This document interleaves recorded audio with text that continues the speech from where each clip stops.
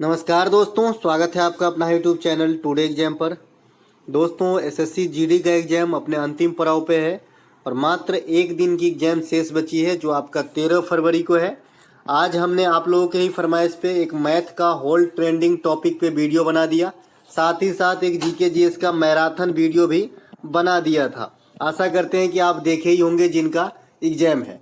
ये वीडियो कुछ संभावित प्रश्नों के साथ, जैसा कि आप जानते हैं मैं जब जब आपको जो है गेस किया हूँ, आपको एग्जाम में क्वेश्चन देखने को मिल जाता है, साथ ही साथ मैं सभी प्रश्नों को एक्स्ट्रा फैक्ट के साथ बताता हूँ, तो इससे जो है आपको अधिक से अधिक फायदा पहुंच जाती है। तो चलिए दोस्तों, शुरू करते हैं आज का ये वीडियो। जिनका भी एग्जाम है 13 फरवरी को, उनके लिए ये वीडियो ऐसे तो सभी देख सकते हैं। आज जो एमटीएस के ऊपर मैं स्पेसिफिक वीडियो लेकर के आता था, आज किसी कारणवश, क्योंकि आज पूरा दिन मैं एसएससी जीडी वाले के लिए जो है काम करता रहा, एक मैथ का वीडियो बनाया, एक आपका जो है कंबाइंड आपका मास्टर वीडियो बनाया, तो पूरा टाइम जो है इसमें लग गया। और भी कुछ काम थे, इसीलिए जो है आज एमटीएस का वीडियो जो रात के 9 बजे आता था, आज नहीं आ पाएगी, लेकिन कल से फिर से यथावत अपने टाइम पे आती रहेगी। माफ़ी चाहता हूँ आज के लिए।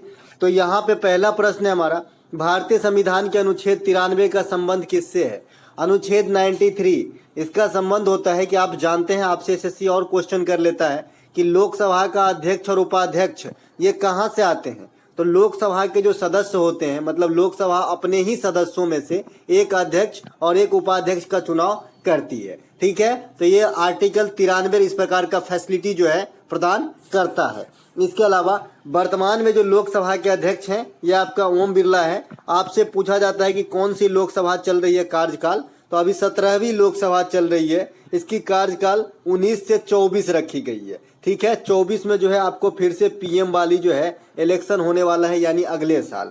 यानी संयुक्त बैठक की जो अध्यक्षता करते हैं ये आपका अध्यक्ष करते हैं, लेकिन जो बुलाते कौन है संयुक्त बैठक? संयुक्त बैठक से तात्पर्य है लोकसभा और राज्यसभा की जो इकट्ठे बैठक बुलाते हैं, ये बुलाने का काम प्रेसिडेंट करते हैं और इसका आर्टिकल होता है 108। लेकिन अध्यक्षता कौन करते हैं? तो स्पीकर करते हैं, ठीक है। इसके अलावा प्रथम लोकसभा का कार्यकाल कब से कब था? आपने लास्ट शिफ्ट में देखा, उस दिन के चौथे शिफ्ट में क्वेश्चन पूछा गया था। तो प्रथम लोकसभा का कार्यकाल 52 से 57 था, 5 वर्षों के लिए। प्रथम लोकसभा का कार्यकाल पूछा गया है, तो हो सकता है अब अध्यक्ष वगैरह पूछा जाए। तो गणेश वासुदेव मावलकर प्रथम अध्यक्ष थे और प्रथम उपाध्यक्ष अनंत संयम थे, ठीक है। लोकसभा के प्रथम महिला अध्यक्ष मीरा कुमार है। लोकसभा में मैक्सिमम स्ट्रेंथ जो है 550 हो सकता है। वर्तमान समय में 552 वाला जो है समय खत्म हो गया है। एंग्लो इंडियन वाली सिस्टम 104वीं संविधान संशोधन के द्वारा खत्म कर दिया गया है, ठीक है। तो 550 ही हो सकता है। लोकसभा में न्यूनतम उम्र सीमा क्या है प्रवेश हेतु? तो 25 वर्ष है, ठीक है।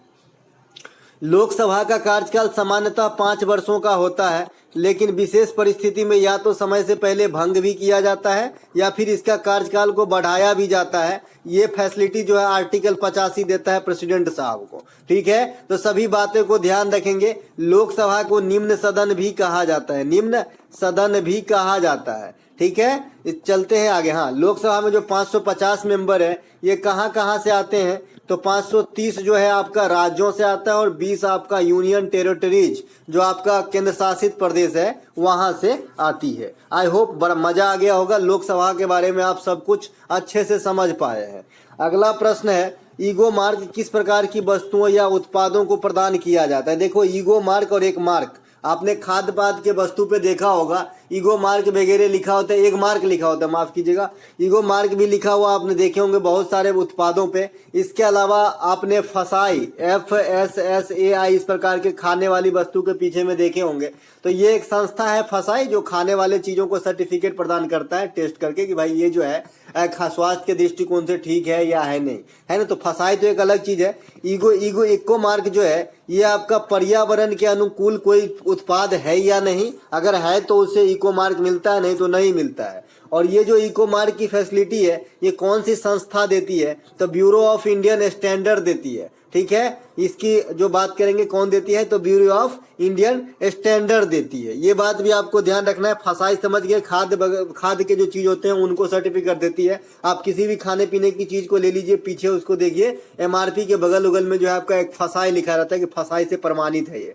निम्नलिखित में से चिपको आंदोलन से संबंधित कौन एक नहीं था? देखिए इस प्रकार के क्वेश्चन काफी ट्रेंड में है कि 3 जो है आपका आंसर से रहेगा और एक आपका जो है विजातीय रहेगा और आपको विजातीय छांटने का है। आप सभी जानते हैं कि जो सुंदरलाल बहुगुणा जी हैं ये आपके जो है चिपको आंदोलन के अग्रणी नेता रहे, लेकिन हम इतना ही जान के छोड़ देते हैं। हमें इतना जानने से काम नहीं चलेगा क्योंकि एग्जामिनर हो गया है चालाक। तो सुंदरलाल बहुगुणा के साथ साथ जो सक्रिय रहे आपके चिपको आंदोलन में ये रहे लेडीज में श्रीमती गौरा देवी, चंडी प्रसाद भट्ट। तो इन तीनों का नाम आपको याद रखना है। और ये आंदोलन कहाँ पर हुई थी? तो उत्तराखंड के अंदर हुई थी। और ये वनों के संरक्षण, यूं कहें तो पेड़ों के संरक्षण, लोग पेड़ से लिपट गए और पेड़ को काटने से जो मना किया इसलिए चिपक गए, इसलिए इसका नाम चिपको आंदोलन है। ठीक है, तो ये उत्तराखंड में हुआ था। पता नहीं यहाँ से जो है क्वेश्चन अब तक क्यों नहीं आए, मुझे तो आश्चर्य लग रहा है। ये जनरल कंपटीशन में इसका एक अपना अलग स्थान है कोई भी एग्जाम्स के अंदर। इसके अलावा किस राज्य में मानव विकास सूचकांक 2022 में सर्वाधिक अच्छी स्थिति में है? देखिए जो आपका ह्यूमन डेवलपमेंट जो आपका इंडेक्स है इसमें राज्यों के अंदर जो है ये आपका केरल सबसे उच्च पायदान पे है। देखिए केरल जितने अच्छाइयां हैं सब अपने अंदर समेट के रखा है।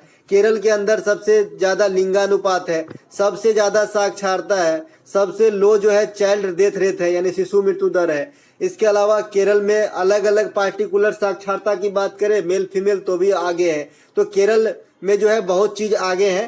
साथ ही साथ केरल जो इम्पोर्टेंट हो जाता है आपके एग्जाम के लिए, तो इसीलिए मैं यहाँ पे सब कुछ बता दिया था केरल के बारे में। केरल के जो वर्तमान में आपके मुख्यमंत्री हैं पिनरई विजयी हैं, पिनरई विजयन जो है केरल के मुख्यमंत्री हैं। और मोहम्मद आरिफ खान जो है वहां के अभी जो है राज्यपाल हैं केरल के। केरल में जो है आपका साइलेंट वैली परियोजना स्थित है, साइलेंट वैली। और एक होता है आपका दोस्तों सिलिकॉन वैली। तो सिलिकॉन वैली जो है कर्नाटक बेंगलोर के अंदर स्थित है। ये आपका टेक्निकल डिपार्टमेंट से संबंधित है। सिलिकॉन वैली आपका नेचुरल साइट है, ये आपका बेंगलोर में स्थित है, केरल में स्थित है। केरल को मसालों का बगीचा भी कहा जाता है, ये बात भी ध्यान रखेंगे। केरल से बहुत सारे त्योहार, जैसे सबसे पहले नृत्य में आ जाइए तो मोहिनी अट्टम होती है, मोहिनी अट्टम, कथकली है ना, कथकली। ओनम त्योहार होता है आपका केरल में। इसके बाद बीसू त्योहार आता है आपका केरल में। त्रिशूर पूरम त्योहार आपका आता है केरल में। मारमोक्कली त्योहार आता है आपको केरल में। मकर बिलक्कू त्योहार आता है आपका केरल में। तो ये सभी बातों को ध्यान रखना है केरल के रिगार्ड में।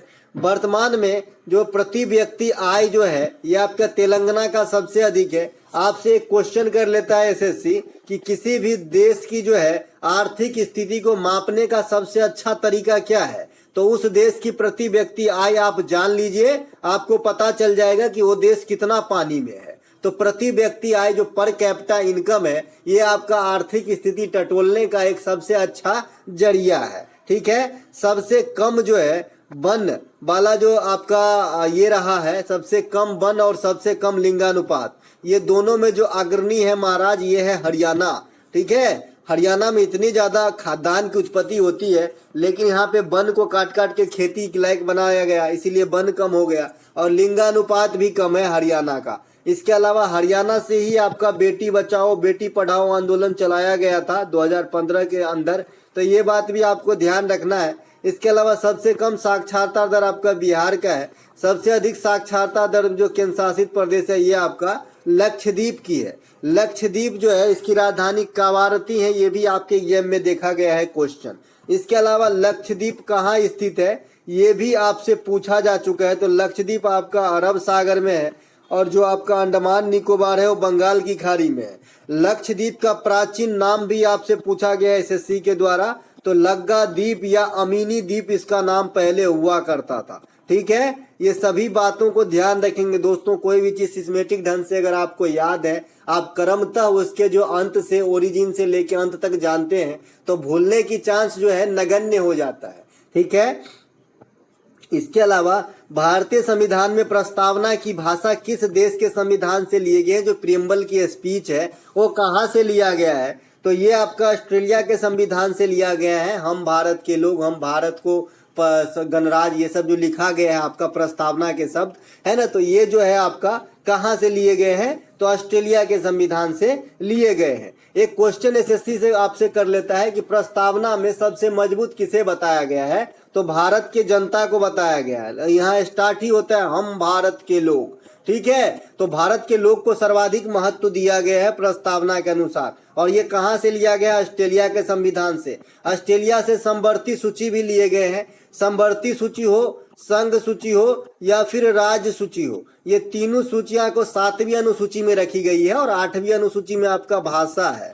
ठीक है, तो ये बात आपको ध्यान रखना है। 6वीं अनुसूची में आपका राज्य तो भाग है ना, तो इतना बात आपको ध्यान रखना है। इसके अलावा एकल नागरिकता, संसदीय प्रणाली, ये सब जो है ब्रिटेन के संविधान से लिया गया है। इसके अलावा संविधान संशोधन, ये आपका दक्षिण अफ्रीका के संविधान से लिया गया है। आर्टिकल 368 जो है इसमें इंक्लूड है। संघ की व्यवस्था, ये आपका कनाडा के संविधान से लिया गया है। एसएससी आपसे क्वेश्चन पूछता है कि जो विषय न तो संघ में है, न समवर्ती में है और न ही राज्य में है, तो इस विषय पे कानून कौन बनाएगा? सोच के बताइएगा। इस पे संघ बनाएगा, क्योंकि जो अवशिष्ट शक्ति है वो केंद्र में निहित है इंडिया के अंदर। ठीक है। इसके अलावा नीति निषेधक तत्व जो है ये आयरलैंड के संविधान से लिया गया है। मौलिक अधिकार अमेरिका से और मौलिक कर्तव्य रूस से लिया गया है। मौलिक अधिकार 6 हैं, मौलिक कर्तव्य 11 हैं।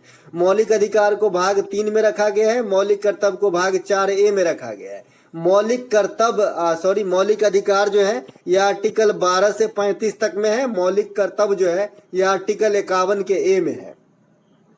ये सभी बातें को आपको ध्यान रखना है। ठीक है। मौलिक कर्तव्य जो है संविधान का हिस्सा नहीं था भैया।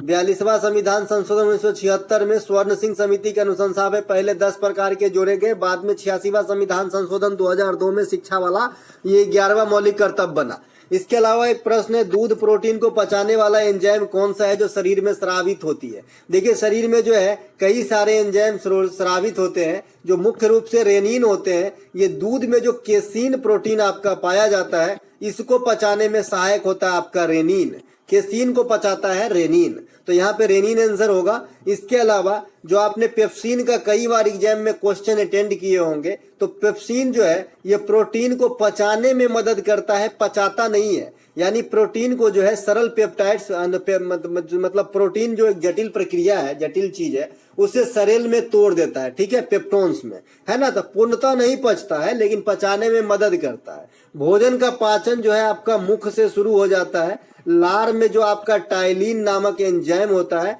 ये आपका जो मांड होता है, स्टार्च होता है, इस पे पाचन का काम कर देता है। ठीक है। स्टार्च जो होता है ना, चोकर वगैरह का नाम आपने सुना होगा, जो आटा वगैरह में चोकर होता है ना, कोई भी चीज का छिलका वगैरह वाला पार्ट, उसे स्टार्च कह सकते हैं, मांड कह सकते हैं। ठीक है। इसके अलावा पेप्सिन प्रोटीन को पाचन में मदद करती है। इंसुलिन भी एक महत्वपूर्ण एंजाइम है शरीर का, है ना। ये हार्मोन नहीं है, ये एंजाइम है इंसुलिन। तो इंसुलिन जो है ये आपका शर्करा को बैलेंस करता है। ठीक है। शर्करा मतलब जो आपका क्या बोलते हैं उसको, शुगर लेवल को जो है एक नियमित ढंग से चलाने का काम कौन करता है? इंसुलिन। इसके कमी से भी बीमारी होती है और ज्यादा से भी बीमारी होती है। कमी से जो रोग होता है इसे कहते हैं आपका मधुमेह। ठीक है। मधुमेह रोग जिसको हो जाती है उसको इंसुलिन चढ़ाना पड़ता है, और इंसुलिन की खोजकर्ता जो है बैंटिंग एवं बेस्टा ने किया था। ठीक है। इसके अलावा एक प्रश्न है, काठी नृत्य किस राज्य से संबंधित है? देखिए, मैं शास्त्रीय नृत्य के जो कैरेक्टर है उस पर प्रश्न नहीं रखा हूं, क्योंकि शास्त्रीय नृत्य वाला वीडियो मैंने ऑलरेडी आपको बना के दे दिया। उससे बाहर कभी कैरेक्टर आ जाए तो मुझे बता देना। ठीक है। तो काठी नृत्य जो है ये आपका मध्य प्रदेश से संबंधित है। मध्य प्रदेश में माच नृत्य है, मटकी नृत्य जो अभी पूछा गया था, सैला नृत्य है, डंडा नाच ये मध्य प्रदेश और राजस्थान में मेन रूप से होता है, लेकिन मध्य प्रदेश में भी थोड़ी मात्रा में होता है। इसके अलावा मांडू महोत्सव ये भी आपका मध्य प्रदेश का है, तो इसे भी ध्यान रखेंगे। इसके अलावा मध्य प्रदेश में क्या क्या है थोड़ा सा बात कर लेते हैं। सांची का स्तूप है आपका, है ना। भीमबेटका का गुफा है, भीमबेटका का गुफा, सांची का स्तूप, है ना। खजुराहो का मंदिर, कंदरिया महादेव का मंदिर जो खजुराहो के मंदिर के पास ही स्थित है। इसके बाद दतिया का राजा राम का मंदिर, ये सभी जो है आपके मध्य प्रदेश में स्थित है। पीताम्बरा देवी मंदिर जो है आपका ग्वालियर के पास में है। इसके अलावा छऊ उड़ीसा, पश्चिम बंगाल, झारखंड, इन तीनों में किया जाने वाला जो है आपका नृत्य है, जो 2 दिनों से लगातार पूछा जा रहा है। इसके अलावा दिसंबर 2022 में अंतर्राष्ट्रीय भारोत्तोलन चैंपियनशिप का आयोजन कहाँ किया गया? तो ये बगोटा के अंदर किया गया था। और भारत के तरफ से मीराबाई चानू ने इस प्रतियोगिता में रजत पदक जीत के जो है भारत का नाम फिर से रोशन किया है। ये दिसंबर 2022 में आयोजित किया गया था। सबसे अधिक पदक जो है चीन ने प्राप्त किया है। मीराबाई चानू को पूछा जाता है कि किस राज्य से है, तो ये आपका मणिपुर से है। साथ ही साथ मैरी कॉम भी मणिपुर से ही है। इसके अलावा एक बहुत इंपॉर्टेंट सूचना आ रही है, ये मैं आप लोगों के साथ शेयर करूंगा। पुर्तगाली फुटबॉल स्टार जो क्रिस्टियानो रोनाल्डो है, ये जो है अपना पुराना जो मैनचेस्टर क्लब के तरफ से पहले खेलते थे, कई बार आपने एग्जाम में क्वेश्चन अटेंड किया होगा कि रोनाल्डो जो है किस क्लब से खेलते हैं, तो ये पहले मैनचेस्टर एफसी से खेलते थे। अब इनका कॉन्ट्रैक्ट जो है मैनचेस्टर के साथ समाप्त हो गया है, अब अल नसार के साथ खेलेंगे और अल नसार जो है अरब के फुटबॉल क्लब है। ठीक है, तो ये आने वाले एग्जाम में रीढ़ की हड्डी बनेगी, है ना, ध्यान रखना। आगामी दिन में जो एग्जाम आएगा इसका ये मुख्य क्वेश्चन होगा। रोनाल्डो मैनचेस्टर की तरफ से खेलता था, ये बता ही दिया। भारत के सबसे पुराना चर्च कौन सा है? देखिए, भारत में सबसे पुरानी मस्जिद पूछा जा सकता है, तो सबसे पुराना चर्च भी पूछा जा सकता है। भारत की सबसे पुराना चर्च जो है ये संत थॉमस चर्च है, ये आपका केरल के अंदर स्थित है। इसके अलावा जो यहूदियों की पूजा स्थल होती है उसे सिनेगाग कहा जाता है। क्या कहा जाता है? सिनेगाग। जो ज्यूज लोगों का पूजा स्थल होता है उसे सिनेगाग कहा जाता है। जैसे हिंदू का मंदिर होता है, मुस्लिम धर्मावलंबियों के मस्जिद होते हैं, वैसे जो यहूदी होते हैं ना मेरे भाई, उसके सिनेगाग होते हैं। जो ईसाई होते हैं उनके चर्च होते हैं। तो अपने अपने जो पावन उनका जो स्थल होता है उनके अलग अलग नाम है। भारत के सबसे पुराना मस्जिद जो है ये चुरामन जुमा मस्जिद है। चेरामन जुमा मस्जिद, माफ कीजिएगा, यहाँ पे चेरामन होना चाहिए, चेरामन जुमा मस्जिद है। ये भी आपके एग्जाम में पूछा गया है। इसके अलावा राष्ट्रीय खेल प्रतियोगिता जो है ना, क्रिकेट के विजय हजारे ट्रॉफी के विजेता कौन है? तो ये आपके सौराष्ट्र टीम है, विजय हजारे के विजेता। और रणजी ट्रॉफी जो लेटेस्ट वाला हुआ 22 के अंदर, ये आपका मध्य प्रदेश है महाराष्ट्र को हरा के। इसके अलावा निम्नलिखित में से कौन सा एक फसल का उदाहरण नहीं है? मतलब रबी के खरीफ के फसल का उदाहरण नहीं है। देखिए, खरीफ का फसल जो है बारिश शुरुआत होने पे इसकी बुआई हो जाती है और आपका अक्टूबर नवंबर में इसकी कटाई हो जाती है। अक्टूबर नहीं, सितंबर अक्टूबर के ये। इसके अलावा जो है रबी की जो फसल होती है वो अक्टूबर नवंबर में इसकी बुआई होती है और आपका फरवरी मार्च में कट जाती है। जैसे गेहूं वगैरह अभी जो है कुछ दिन के बाद कटेंगे, है ना। गेहूं वगैरह जो है बैसाख का महीना आएगा। अभी जैसे चैत चल रहा है मेरे ख्याल से, है ना, नहीं अभी फागुन चल रहा है, फागुन। उसके बाद जब चैत आएगा तो गेहूं वगैरह कटने लगेंगे, है ना। तो ये जो हो गया आपका गेहूं के साथ जो भी फसल होती है, जैसे गेहूं हो गया, सरसों हो गया, राई हो गया, मसूरी हो गया, ये सब रबी के फसल है। अन्यथा जो आपका बारिश के समय बोया जाता है, ये सब जो है ऐसे देहाती भाषा में याद रखेंगे, बारिश के समय जो बोया जाता है ना, वो सब खरीफ होते हैं। लेकिन जो शहरी बच्चा होता है ना, उसको इसमें बहुत तकलीफ होता है। हम लोग गाँव घर से हैं, खेतिहर के घर से हैं, तो हम लोगों को जो है इजी वे में समझ में आ जाता है। इसके अलावा एक तीसरा जो आपका फसल का उदाहरण है, ये है जायद फसल। ये तरबूज, खरबूज, खीरा। देखिए, जो फरवरी मार्च में जब फसल कटती है तो अप्रैल मई ये 2 महीना पूर्णतः जो है आपका जमीन में कुछ भी नहीं रहता। तो इसी समय जो है आपका ये जायद की फसल का खेती कर लिया जाता है। ठीक है, समझ गए। इसके अलावा भारत में हरित क्रांति की शुरुआत का श्रेय एम.एस. स्वामीनाथन को दिया जाता है। विश्व स्तर पर हरित क्रांति का श्रेय नॉर्मन बोरलॉग को दिया जाता है। हरित क्रांति से काफी क्वेश्चन आ रहे हैं, इसलिए मैं एक्स्ट्रा फैक्ट में रख लिया हूँ। हरित क्रांति आपके 1960 के दशक में पंजाब में आया और गेहूं पे असर डाला। सबसे अधिक असर बोलेगा तो मैक्सिकन गेहूं पे डाला था। ठीक है, और ये जो आपका ये नॉर्मन बोरलॉग को नोबेल मिला था, ये आपका अच्छे किस्म के जो बीज की आपका जो है मतलब खोज के लिए मिला था इनको नोबेल। एक प्रश्न है यहाँ पे, धारणीय कृषि से क्या तात्पर्य है? देखिए, उस दिन जो है आपका पूछा गया था कि गहन कृषि से क्या तात्पर्य है। तो देखिए, कृषि के 4 फॉर्म आप यहाँ पे सीखेंगे। अगर किसी एग्जाम में छपा तो छोड़ के नहीं आना है। जो धारणीय कृषि होता है उसमें कृषि कुछ इस प्रकार से किया जाता है कि जो मिट्टी का आपका गुणवत्ता है, जो क्वालिटी है, उसमें कोई मतलब क्या बोलते हैं उसको, खराबी ना आए। जैसे आजकल जो पारंपरिक कृषि हो रही है, इसमें मिट्टी के गुणवत्ता का कौन ध्यान रख रहा है भाई? मारो डीएपी, मारो क्या बोलते हैं यूरिया, मारो पोटास, मारो थाइमेट, जो भी खाद मिल रहा है कोई बताया भाई ये डाल दो बहुत उपजाओगी, डाल दो। मिट्टी को क्या होगा कोई नहीं सोच रहा है। तो ये हो गया जनरल कृषि। लेकिन जो धारणीय कृषि है, इसमें आपका मिट्टी के जो क्वालिटी है उसको बचा के कृषि किया जाता है, भले इसमें पैदावार कम होती है।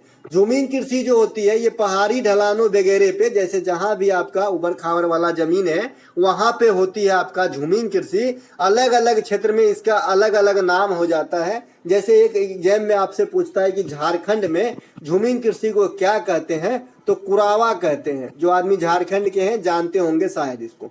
इसके अलावा गहन कृषि जो है, जहां पे सघन जनसंख्या है और बहुत कम जो भूमि का रकबा है, तो वहां पे गहन कृषि होती है। इसके अलावा एक मिश्रित कृषि आती है, जो VVI लगा के रखना किसी भी एग्जाम के लिए। मिश्रित कृषि से तात्पर्य है कि कृषि भी करना और साथ में पशुपालन भी करना, इसे मिश्रित कृषि कहते हैं।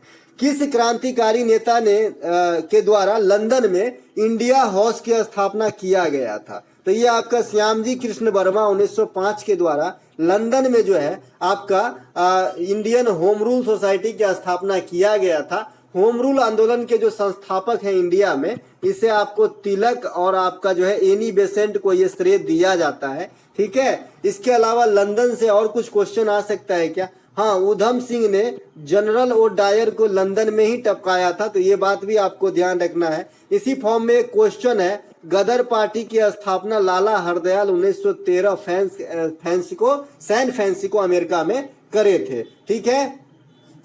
इसके अलावा थियोसोफिकल सोसाइटी के संस्थापक कौन है? ये पता नहीं कितने करोड़ बार पूछा गया है। तो मैडम ब्लात्स्की और अल्काट जो है ये थियोसोफिकल सोसाइटी के संस्थापक हैं। एक प्रश्न मैं लिखा था, शायद छूट गया। एक प्रश्न मैं लिखा था कि भाई जो गीत गोविंद के लेखक जयदेव हैं वो किसके दरबारी कवि हैं, या फिर लक्ष्मण सेन के दरबारी कवि कौन है? क्योंकि पिछले दिन हर्षवर्धन का पूछा था।